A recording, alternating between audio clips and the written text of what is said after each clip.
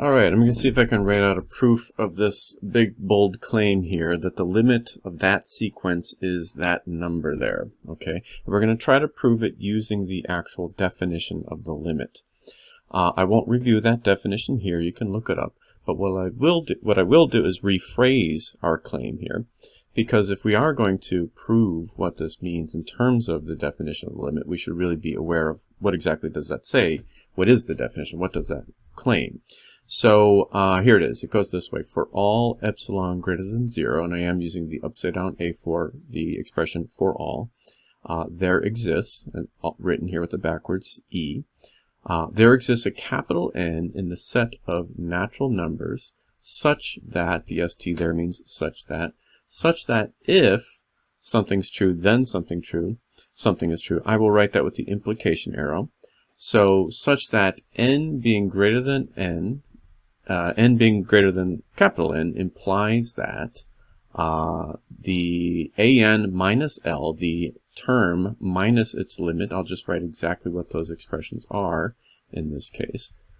This AN minus this limit, which we could call L, should be less than epsilon. Okay, so again, for all epsilon greater than 0, there is a capital N in the set of natural numbers such that if little n is bigger than capital N, then this expression should be less than epsilon. Okay, so that is the claim that we're making when we make this claim right there. All right, so let's see if we can prove that.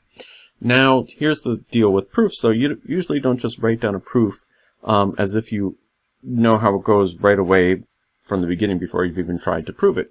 You usually have to figure things out first ahead of time. So let's call that the investigation. Okay, so this investigation we're going to do here is not part of the proof. If we're thinking that ultimately what we'd like to do is package up a nice, tidy, complete, self-contained proof, this part of it is not in there. Okay, the work we're doing here will lead us to certain algebraic expressions that we might use in our proof, but this is not the proof. Keep that in mind as we work out this investigation here. Now, here's the way we normally investigate something like this. Kind of have to think backwards here a little bit. Remember that what we're trying to do here is end up with this as like the final statement of our proof, right? Because if you read through the claim here, we're trying to prove that for every epsilon there's an n such that if something is true, if that little n is bigger than that, then this must be true. All right, this is the big old conclusion here that we're working on, right? So we're going to try to do something kind of backwards here and start with the conclusion and see if we can maybe work out backwards some way for the conclusion to be true if little n is bigger than some threshold number, some number that we will call capital N once we find it. But we're going to try to work our way backwards here with the logic of remembering, of course, that ultimately our job is to take this starting assumption about n being bigger than some capital N and showing how it can lead to that. All right, but a lot of arguments are worked out backwards, so we're going to do that here. All right, so I'm going to take the conclusion and write it down here, almost as if I already know it to be true, but of course that is backwards logic. That's kind of not great logic. So we're going to see what we can do to remedy that later. But I'm going to write this down here and see what I can do with this inequality. All right? What kind of algebra can I apply to this expression? Well, it's usually a good idea to take expressions like this with two fractions and combine them into one. No guarantee that that's going to work, but let's see what we can get out of that.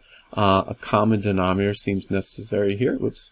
That should say 3n plus 5. So let's use that as a common denominator for the one fraction minus the other. Let me adjust the numerators as I know that I need to. So I'm going to have an extra 3 on this first numerator.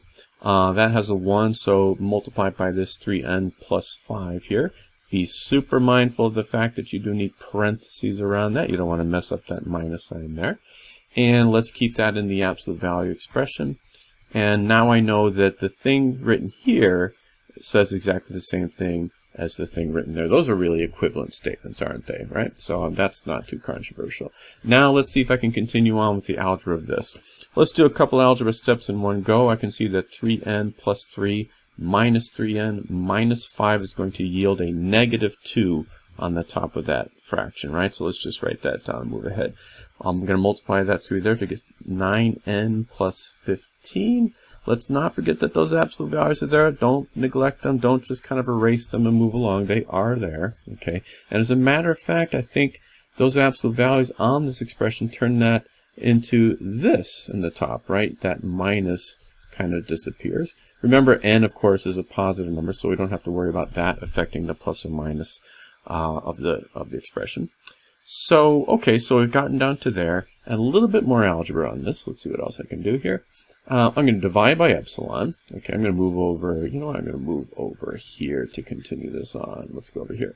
So I'm going to divide by epsilon, 2 over epsilon, multiply by 9n plus 15 as I'm doing that. Remember, you're working with inequalities here. You got to be careful. Sometimes the direction of the inequality has to change. You know, if you multiply by a negative, that's not happening here, though, so don't worry about it.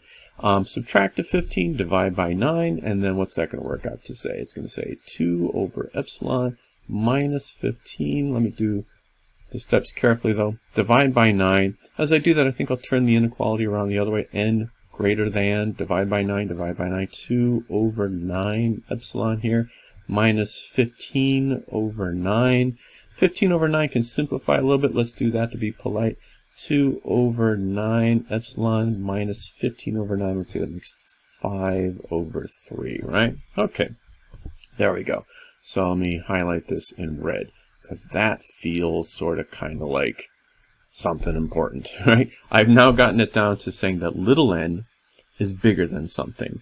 And remember, that's what we were going for, right? We were hoping to start with little n being bigger than something, and hoping that some series of algebraic steps will lead us to this conclusion here, right? We want to get to that point.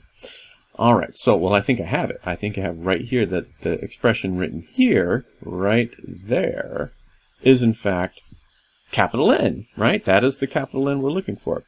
One minor little issue, though. That might not be a whole number, right? We are looking for something in the set of natural numbers, a whole number here. So we got to modify that a little bit. It's easy to do, though. All we say is that, okay, let's let capital N be the first whole number which is bigger than this expression, because that's some real number. Capital N is going to be bigger than it. We'll take capital N to be the first whole number bigger than it. You can always find a whole number bigger than any real number you like. And so that's the way we'll express that. Okay, so I think I'm ready to write the proof down. I think the proof is going to go like, well, let's scroll up here and take a look at the thing we're trying to prove again. We're trying to say, okay, for every epsilon, there is a capital N, and yeah, I think at that moment I'm going to say this is my capital N, or the first whole number larger than it, right? And then I'm going to proceed to show that if this is true, this must be true here, right? If this is true, this must be true, is what I'm going to try to show. Well, if something's true, then something is true is shown by assuming that little n is bigger than capital N. So we're going to start by assuming the thing that I have down here, and hoping that a series of magical algebraic steps will lead me to that. But I think that's just going to be a matter of me reversing the algebra that I did already, right? So I think I got it, though. I think I know how this proof is going to go, so I'm ready to write it down. But I think I'll start over with a brand new sheet of paper here. All right, so I think I got it. Let's do this. Okay, so let's see if we can write down a proof of our claim here. Let me write the claim down one more time to just make sure we have it in front of us. So the claim is that the limit as n goes to infinity of n plus 1 over 3n plus 5 is indeed 1/3, okay? And again, I think I should also write down the rephrasing of that in terms of the definition. So let me rephrase it. Okay, so this rephrasing doesn't really say anything different. It just kind of clarifies what that means in terms of the definition. So let me rephrase our claim in the definition form. So for all epsilon greater than 0, there exists a capital N in the set of natural numbers such that little n being bigger than capital N, it should imply that n plus 1 over 3n plus 5 minus 1/3 should be less than epsilon in absolute value. Okay, that is what we're trying to prove here. So let's see if I can actually write a proof out now. All right. because we did a little work ahead of time. We figured out what the capital N should be, and that's kind of like the crucial part of the proof that we need. But then how does the proof go? All right, well, let's think about how we're trying to do here. If we read the rephrasing here, if we read the statement that we're actually trying to prove is a true statement, it begins this way: for every epsilon greater than 0, such and such is true. Okay? So what maybe I should do to start off the proof is say, okay, if I'm trying to show that something is true for every epsilon greater than 0, I should maybe say this: let epsilon be greater than 0, period. Okay? It might not feel like we've said very much there, but we really have. We've kind of laid it out that epsilon is arbitrary. It's not a very specific number, like when we're doing examples. Sometimes we consider maybe what would happen if epsilon were 0.001 or something like that. No, we're doing a general epsilon, no matter what it is. We're claiming that it's arbitrary, and we're saying that it's positive. Okay?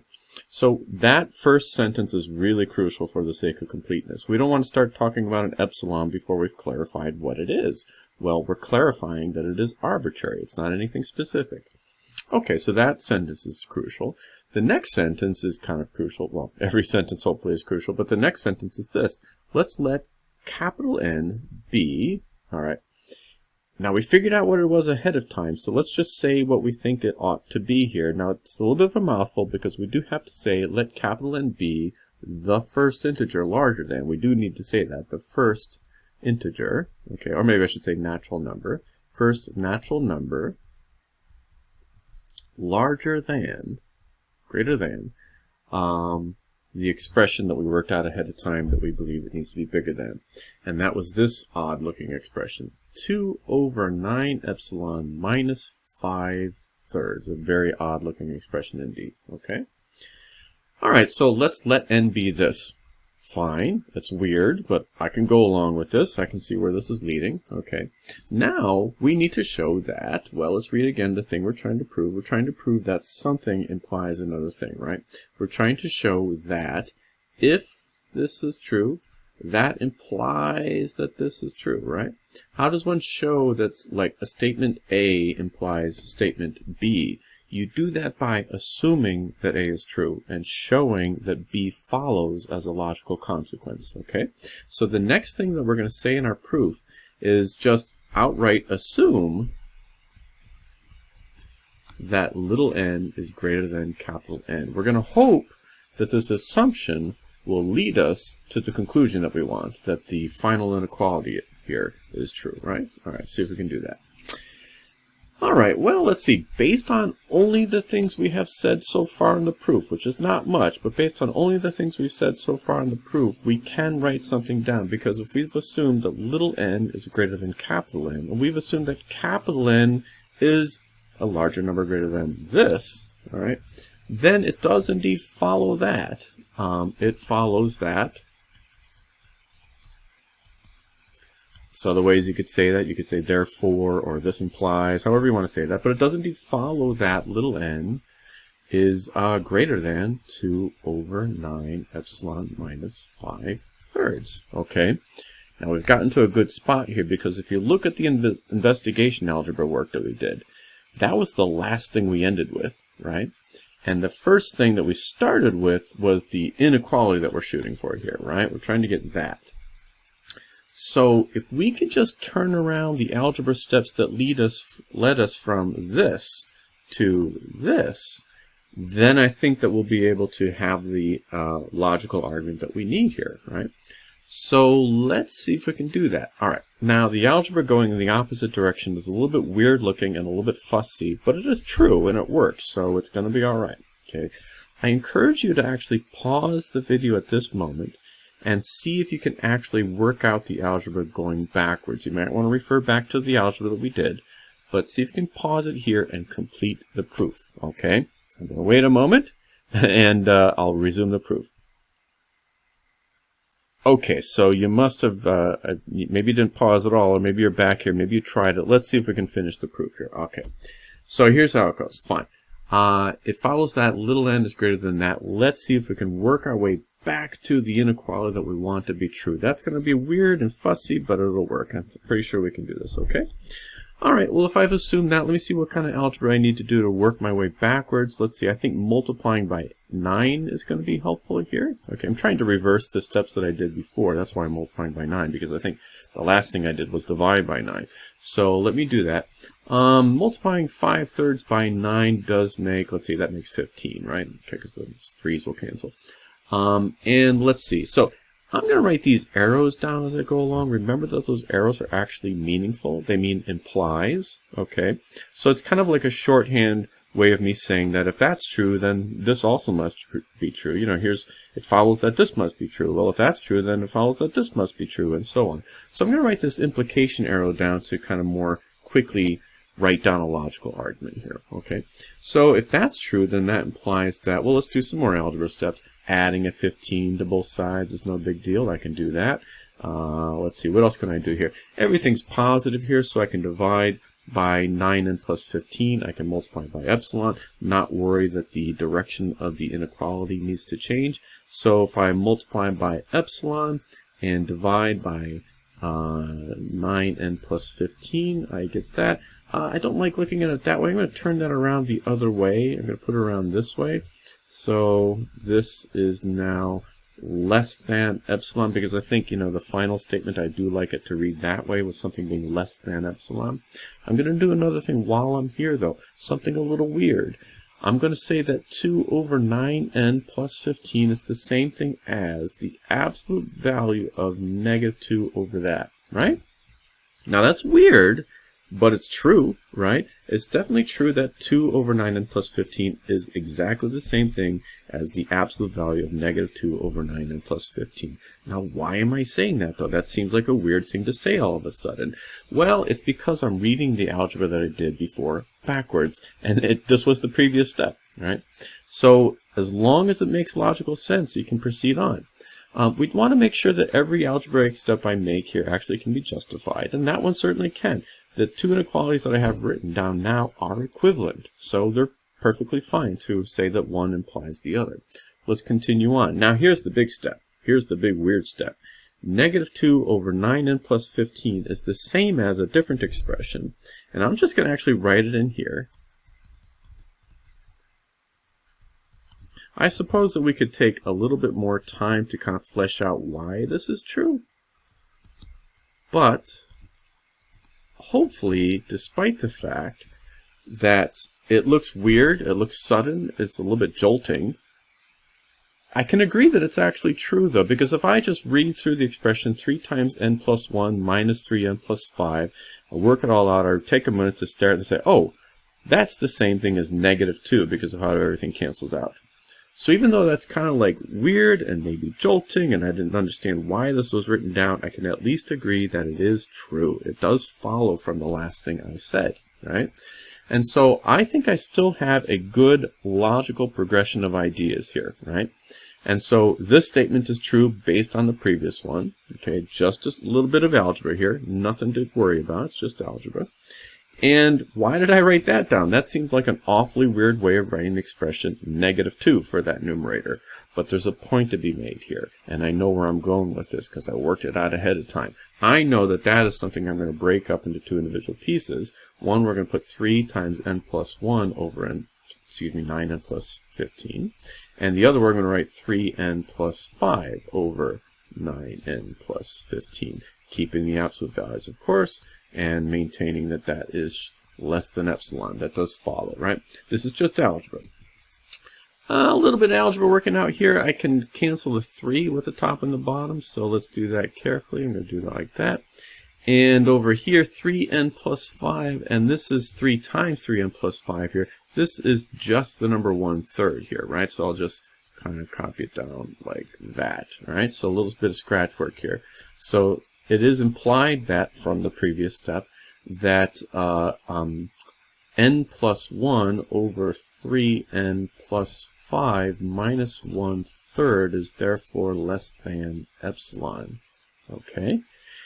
Now if you take a look back at, let's scroll up, shall we? Let's take a look back at where we were. I was like, oh, that's exactly the thing I was hoping to end with, right? Of course, that's why I wrote it down. I was trying to move in the right direction to get to that. And if I read through my proof here, I do have a logical progression of ideas that led me to this being true based on not nothing, based on something, based on a certain number, capital N, right? If epsilon is any number and capital N is this first number larger than that, okay, and if I assume that little n is bigger than that, then it does follow with a series of logical steps that the inequality that I desire to be true is in fact true. So I have now finished the proof. I do have a proof in front of me. Traditional way of ending a proof is with QED, which is some kind of Latin expression meaning which was to be shown. So we're done. That's the proof. Okay. All right. So again, that's a basic proof of how the limit as the limit as n goes to infinity of a certain sequence is a certain number. Now, all the different proofs that you do will look a little bit different in those final steps of algebra. They basically have the same basic structure to them, though. They start off with saying, let epsilon be greater than 0, and then let capital N be some expression involving epsilon.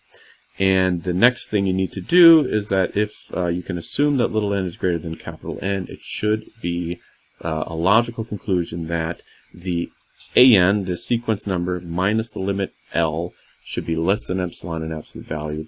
And the algebra to get to those steps is always going to be different depending on the different kind of sequence you have.